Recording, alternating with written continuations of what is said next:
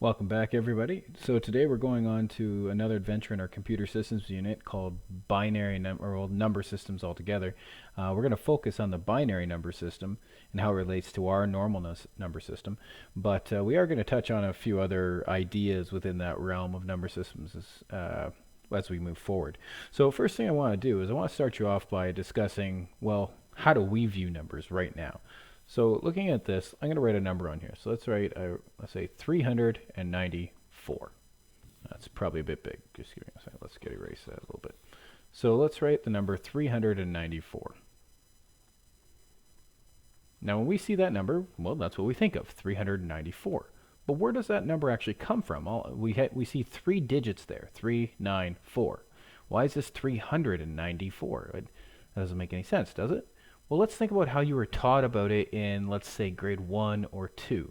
Looking at this, you broke down this number based on how much value each digit had. How did we know the values? Well, because our amazing teachers back then taught us things. They taught us things like, well, this is the ones column. This one is the tens column. And this one over here is the 100s column. And we thought to ourselves, okay, so if this is the ones column and I have 4 of them, that means I have 4 times 1, which is, well, that's 4.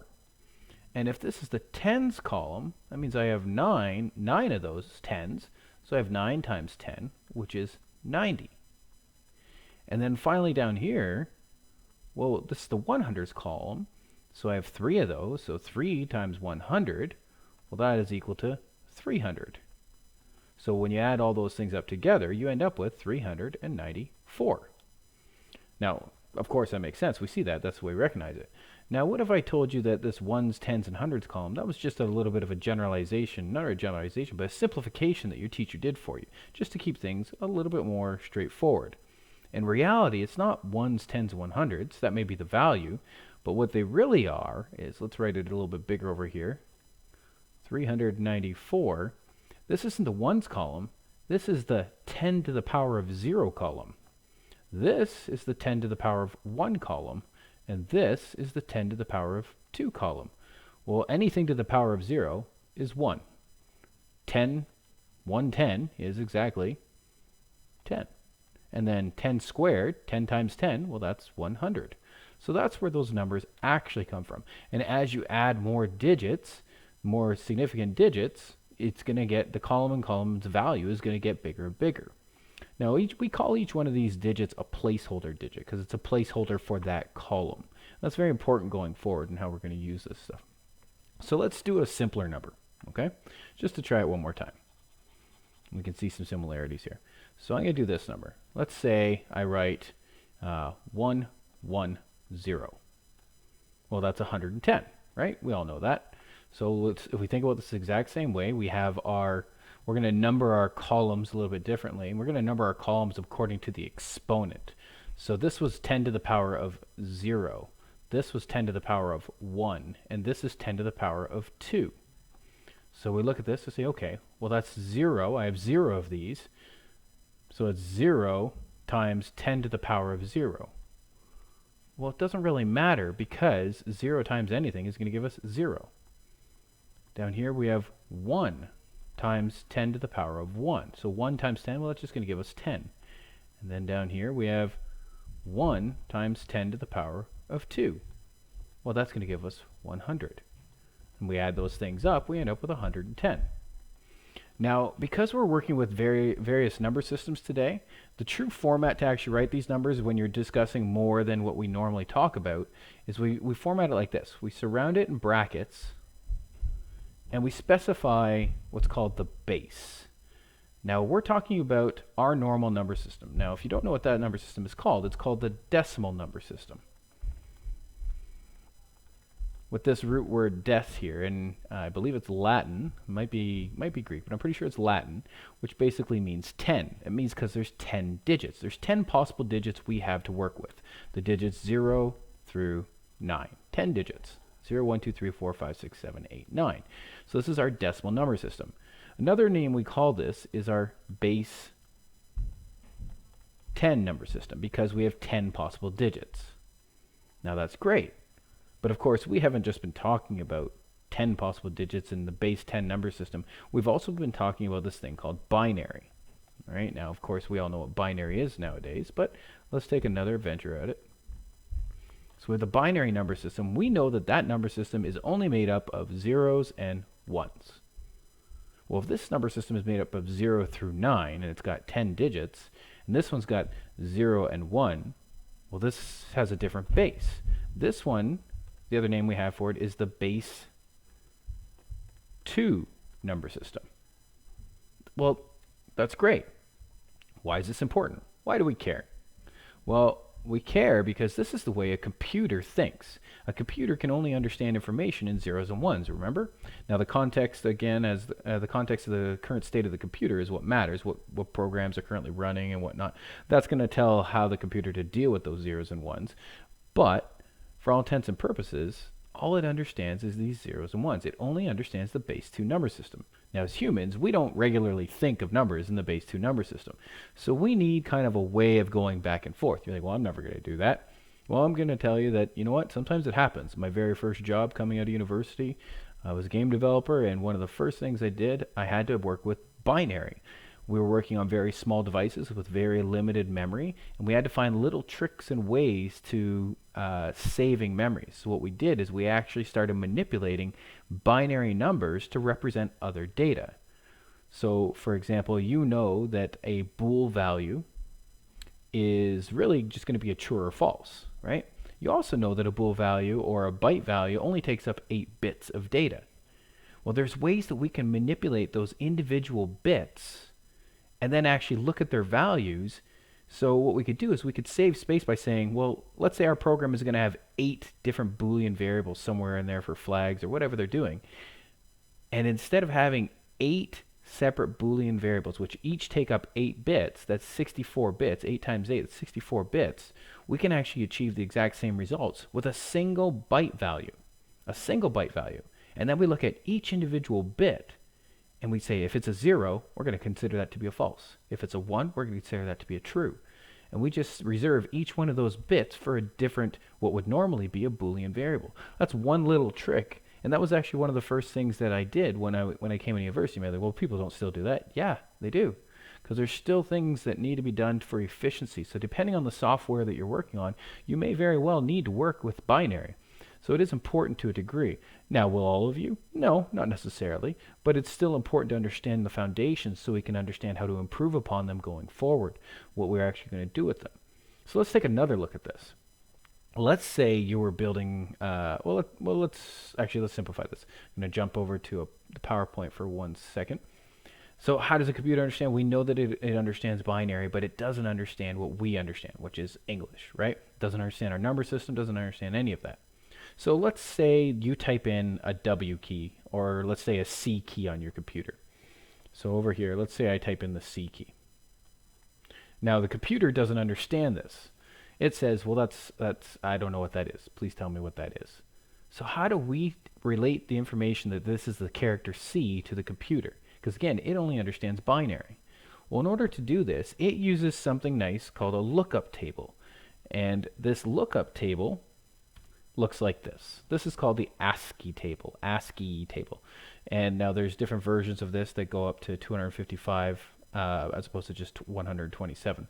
But this is just the basic Ascii table. And what you can see is that every single character on your keyboard, all these chars, all these characters, now these are some of the awkward ones like tab and backspace and all these different things. But over here we get our alphabet, uppercase, lowercase. Each one of these characters has a decimal value. Now that's hexadecimal, that's octal, HTML code. But we're going to look at this decimal value that relates to our letters. So if I type in a C, I want to get, remember our computer only understands binary. It doesn't understand decimal either. So we got to kind of take 2 steps to make sure that it can understand what's going on. So we're going to type in a C.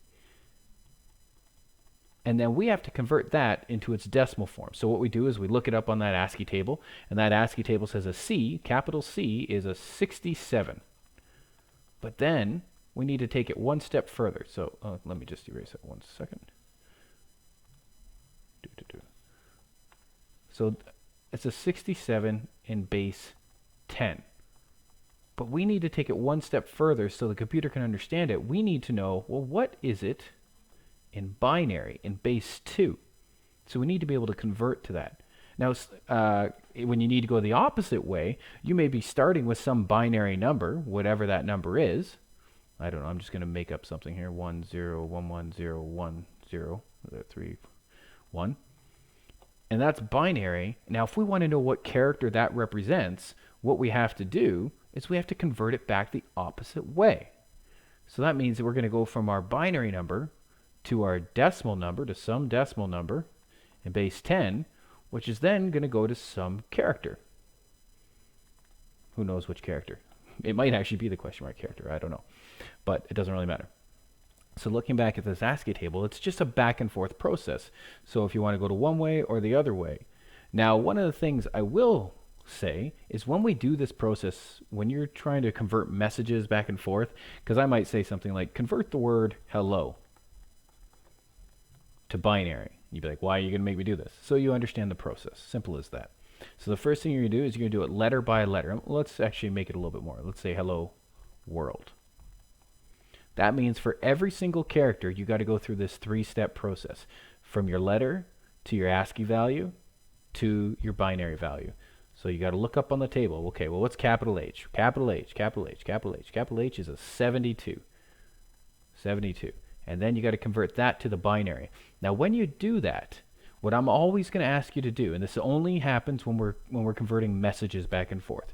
You do not have to do this when we're doing our regular number system stuff, only for messaging. What I want you to do so we can make neatly formatted data is I want you to make sure that it's always 8 bits long. 8 bits. Well, I don't know what 72 is off the top of my head, so you can actually pop that into a calculator. If you don't know, let's see here, there it is. Windows actually has a built-in calculator, and you can actually go to programmer mode, and you can actually type in, let's say I type in 72, and there it shows me the binary number. I could just click that binary. Well, that's the binary representation of 72. Now, of course, in your actual work, I'm going to ask you to do it. So we see it's 100, 1000. So that is going to get converted to 100, 1000. Now that's only 7 digits. Now what did I say? I said I wanted it to be 8. I want it to be 8 bits. So how do we accomplish this? So what I'm going to say is, don't write it like this. Write it like this: 0, 1, 0, 0, 1, 0, 0, 0. And what's going to happen is, because you write them all as 8 digits long, it's going to create a nicely, neatly formatted output that we can actually read once you have a whole bunch of these together. So even your space would need to get converted. That's going to come down into a 32, I believe, and then that gets converted again into some more binary. So every one of these characters, you would do this kind of thing. And that's going to be part of your homework tonight, is you're going to actually be converting a message back and forth from binary to decimal, from characters to binary, and then from binary back to characters. And in the past on tests, I've actually done the same thing. So make sure that you know how to do that. Letter to decimal to binary. And then the other way would be starting at binary, go to decimal, back to letter. You'd be like, but Mr. Lane, you haven't taught us how to convert yet. Ah, that is the rub, isn't it? Well, that's the point of the whole lesson. That's what we're going to be going through next. The good news, it's actually pretty straightforward because you already know how to do it. Let me demonstrate. I'm just going to get rid of this piece here. Remember, that whole idea of making sure, or buffering it, so making sure that it's always 8 bits, again, is only when we're dealing with messages, when we're going back and forth with messages, text. Okay, so if you want to convert from a decimal number to binary, that's one thing. We're going to come to this. We're actually going to do this one second, though. We're going to start off over here, and I'm going to convert binary to decimal.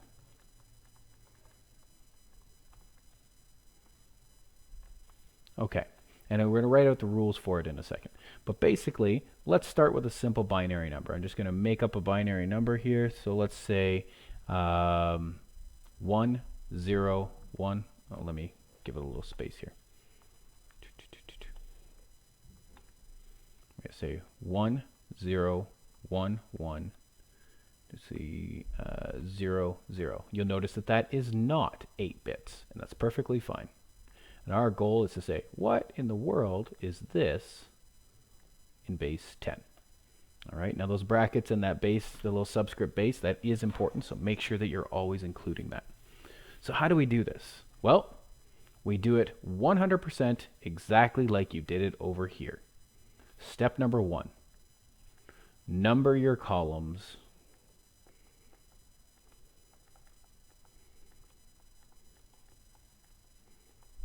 from 0.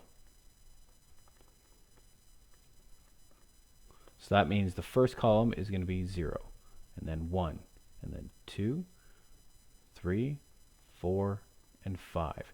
These represent the exponents to our multiplying base. Now here we always multiply by 10, but that's the rub. Number 2, step number 2, multiply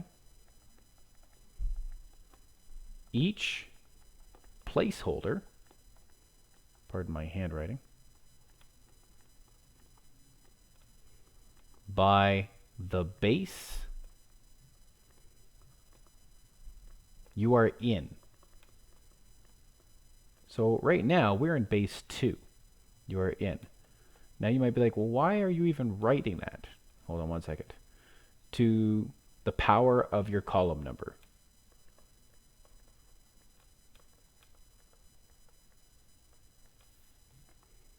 Of your column number.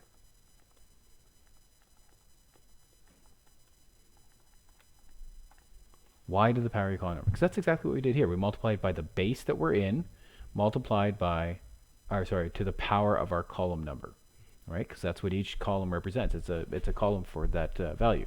Now looking at this, the exponent here is 0, 1, 2, 3, 4, 5. So we have to take each value. So multiply each placeholder. So let's drop this first number, 0. We're going to multiply that by the base that we are in. Where's my highlighter here? The base that we are in. It's very important that you realize this. Well, that was weird. Doesn't really want to do that one. Okay, whatever. Anyways, so multiply that by the base we're in. We are currently in base 2 to the power of the column number. Well, this is column number 0. And you're going to say, okay, well, 0 times anything, well, that's going to be 0. Okay. You might be, some people are going to be like, can I just write 0? You know what? You can. But what's going to happen is a lot of you are going to make little mistakes, and you're going to write down the wrong column numbers in the next column. So now we have 0 again. We're going to multiply that by our base that we're in, which is 2, to the exponent of 1.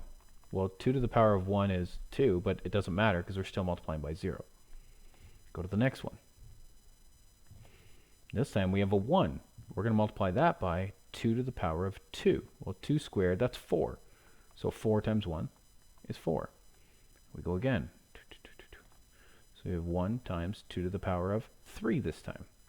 2 to the power of 3 is 8. 8 times 1 is 8. And now we have 0. Now some of you will be like, well, I just want to write a 0. Okay, sure, do it. We'll go to the next one. Now we have 1 times 2 to the power, and this is where people make mistakes. Is it like, oh, my previous one was 3, so I'm going to write a 4 here. Nope. You got to look up here. It's the column that you're currently in. So the 2 to the power of 5, which is 32. This one was 0. This one is 32 times 1, which is 32. Now we add them up, just like we did here. We just added them up. 32 plus 8 is 40, plus 4 is 44. 44, and now we are in base 10. That's all there is to it. Nothing else. So step 3 was add the results. Don't forget your brackets and base.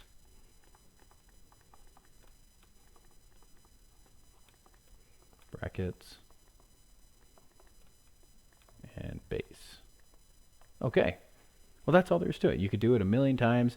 It's never going to change. It's always going to be the exact same process. Drop the placeholder, multiply the base by the base you're in to the power of your column number. You follow that process, you're never going to get it wrong. Yeah, so we're going to stop with that for a second. And now we're going to go the opposite way. What if we're in decimal and we want to go to binary? Well, we just reverse the process. Instead of multiplying, we're going to be dividing. Okay, so let's start with a fairly straightforward number. We're going to start with the value 91. And that is in base 10. And we want to know what is it in base 2. Oops.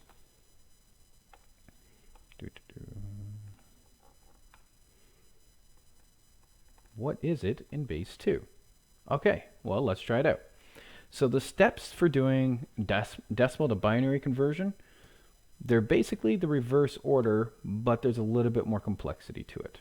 So step number 1 is we're going to divide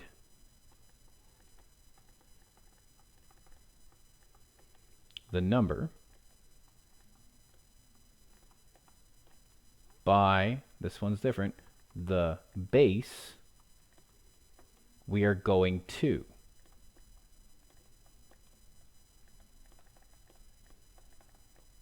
Emphasis on the 2. So I'll get my little highlighter over here. So this is the important part. I don't know why it does that, but it does.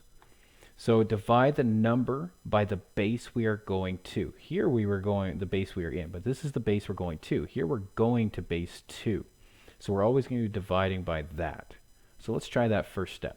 So we're going to say, okay, 91 divided by the base we're going to, which is a 2. What does that equal? Well, it does not equal a nice number. It equals 45.5. But we're not going to deal with the decimals, because what I really want is the remainder. So how many times does 2 go evenly into 91? Well, it goes evenly into 91 45 times. And what's the remainder out of that 91? Well, 2 times 45 is 90. So 91 minus 90 gives us a remainder of 1. So we're going to write that down. R equals 1. You guys remember this from elementary school, hopefully. So what's step 2?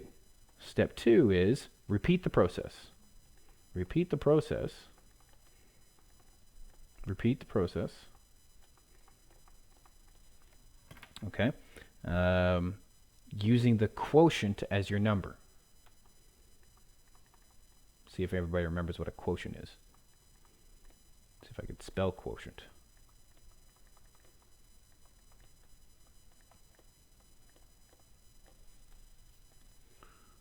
So if you don't remember what quotient is, quotient just means the result of a division.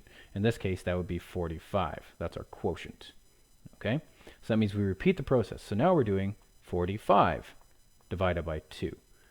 Well, how many times does 2 go evenly into 45? 2 times what? 2 times 22. 2 times 22 is 44. What's left out of the 45? Another 1. R equals 1. Now you'll notice that I'm writing on a slant. This is intentional, and you'll see why shortly. So again, we follow this process again. So repeat the same process. So now we're at 22 divided by 2. Well, 2 goes in 22 exactly 11 times. This time we have a remainder of 0. Okay. Repeat the process again. 11 divided by 2. 2 goes into 11 5 times. 2 times 5 is 10. So what's left over out of the 11 when we use up 10 of them? 1. R equals 1. Okay. Keep going. 5 divided by 2. 2 goes into 5 2 times. 2 times 2 is 4, so we have a remainder of 1. We're not done yet. How do we know when we're done? Huh. When do we stop? Well, that's step 3. Stop when the quotient is 0. But this step counts. Some people will ignore that last step, but no, it does actually count. You still use it. So now we're at 2 divided by 2. Well, 2 goes into 2 exactly 1 time, and we have a remainder of 0. We're not done yet because we don't have a quotient of 0. So 1 divided by 2. 2 goes into 1. How many times? No times. We have a quotient of 0. What's left over out of that 1? All of it, because we didn't use it. R is equal to 1. Well, now we're all done, right? Well, no, we still don't have a binary number. Or do we? Step 4. Drop each remainder to create your final number. To create, let's say, your result. So that means we just drop them straight down. So this is a 1. Straight down. This is a 1. Straight down. This is a 0. Oops. 0. Straight down. We have a 1, a 1, a 0, and a 1. There's our answer. So just to write a little bit more neatly here, we have 1, 0, 1, 1, 0, 1, 1. Base 2. That's our final result. So the reason why we did it on that angle is so you could just drop it straight down. Where I see students make mistakes is just write it nice and vertically, and it looks pretty clean. I don't disagree. But what happens is they make the mistake, and they forget which number is the first number and which number is the last number in their binary result, and they end up flipping it backwards. So if you just do it in this order, your first remainder represents your least significant digit. So you just drop them down. So it's going to go on the right side. That first number is going to go on your right side. So that's decimal to binary conversion.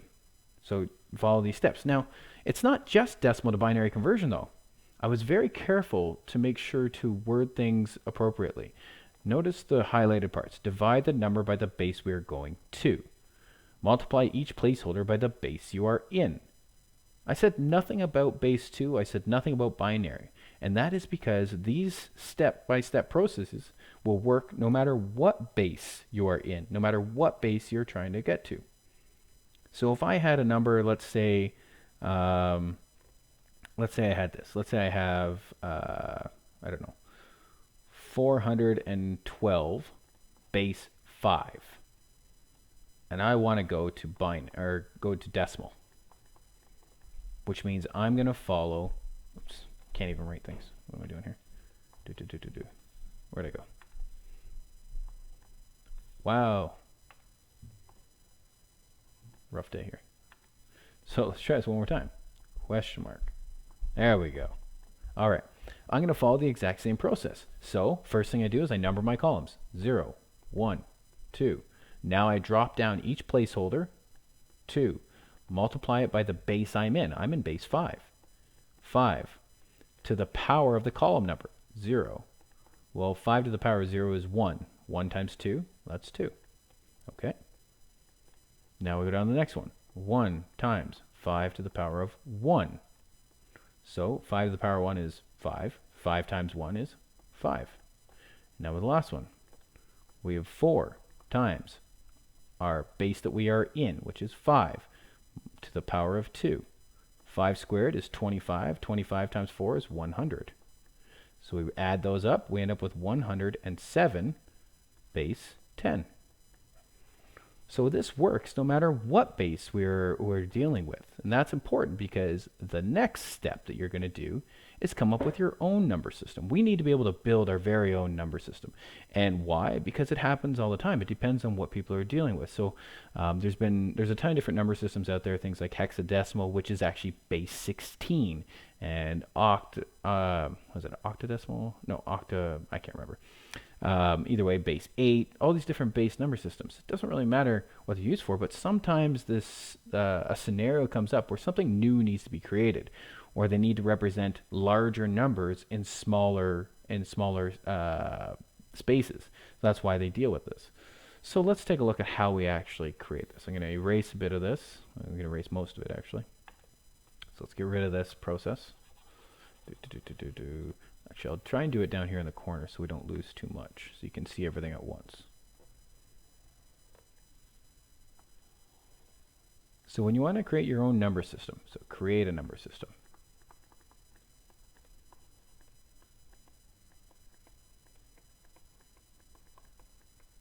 It's actually a pretty quick process. Step number 1 is choose your base. Choose a base.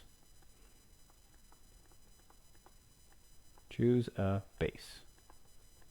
So for our example, let's say base 12. So we have a base 12 number system. Probably already exists, but whatever. Step number 2, you have to realize that when we're dealing with placeholders, 0, 1, 3, 9, 4, so 0 through 9, 0 and 1, you can't have a placeholder in a single column that is more than a single digit in length. So you can't have the value 10 in a column. It doesn't work. Can't have an 11 in a column. So what we need to do is we need to actually come up with symbols to represent our double-digit numbers. So choose symbols to represent double-digit numbers, or really any number bigger than a single digit, depending on how big your number system is. Fit this in here. So for example, we know that 0 through 9 is fine, so that'll get us 10 digits, all right? But what about 10 and 11? Right, so this is a base number system, so base 12 implies we have 0 through 9, but what about 10, and what about 11? That'll give us 12 possible digits. What are we going to use?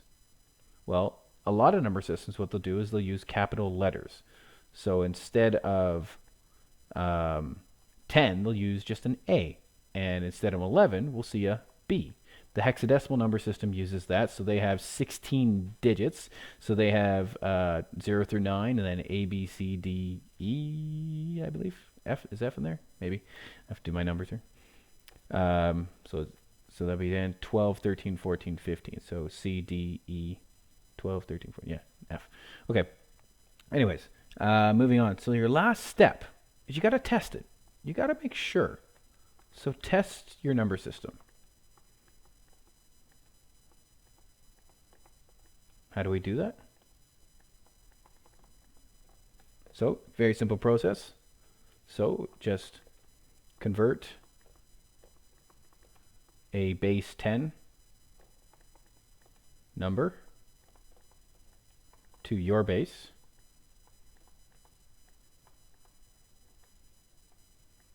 Then convert it back. And if you ended up where you started, it worked. Convert it back. But Mr. Lane, I don't know how to do the conversion. You most certainly do. So if you want to convert something that starts at base 10 to another number system, you're going to use this strategy right here. So you're going to divide by the base you're going to. So if we're going to base 12, then we're going to take that number, we're going to divide it by 12 each step. Every single step until we end up with our result. And our remainder is always going to be our digit. But what if that remainder is an 11? You can't have an 11 digit. So that's when we use our letters. And then you go back the other way. You say, okay, now I have my number, which is whatever the value we chose, and then we got to convert it back to decimal using this exact same process. We're always going to be multiplying by the base we're going, or base that we're currently in. So in this case, we'd be multiplying by base 12, and then to whatever column number in. And that's it. That's all you need to do to create your own number system. And that is almost always a question on our tests. So please be prepared for that.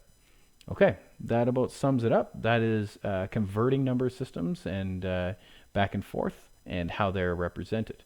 The next lesson is going to go into basic binary arithmetic, addition and subtraction. Thanks for listening.